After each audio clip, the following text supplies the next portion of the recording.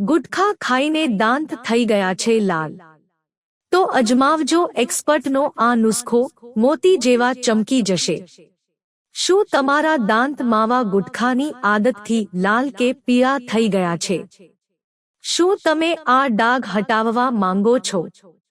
તો આજે અમે તમને એક સરળ ઘરેલું ઉપાય જણાવીશું. સમાજમાં ઘણા લોકો માવા ગુટખા ખાતા હોય છે. આ આદતથી દાંત પીળા અને લાલ દેખાય છે. સાથે તે તમારા સ્વાસ્થ્ય પર પણ નકારાત્મક અસર કરી શકે છે. અમુક લોકો દાંત સાફ કરવા હજારો રૂપિયા ખર્ચ કરે છે.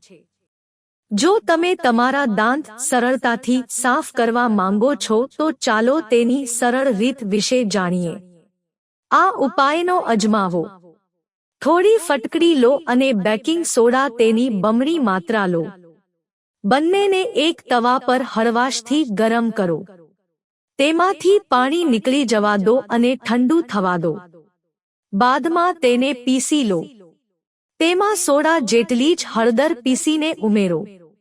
હવે દરરોજ દાંત સાફ કરતી વખતે આ મિશ્રણને તમારી હથેળીમાં નીકાળો. તેમાં મીઠું અને સરસવનું તેલ ઉમેરો અને 2 થી 3 મિનિટ સુધી બ્રશ કરો. આમ દરરોજ સવારે અને સાંજે આ ઉપાય કરવાથી તમારા દાંત ધીમે ધીમે સફેદ અને ચમકદાર બનશે. આ ઉપાયના ફાયદા.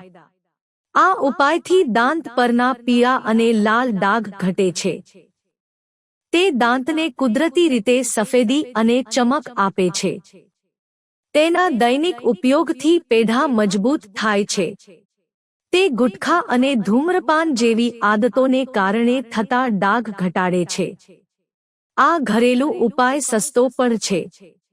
જો તમે દરરોજ આ ઉપાયનું પાલન કરો છો તો તે તમારા દાંતને સફેદ કરવામાં અને ગંદકી દૂર કરવામાં મદદ મળશે.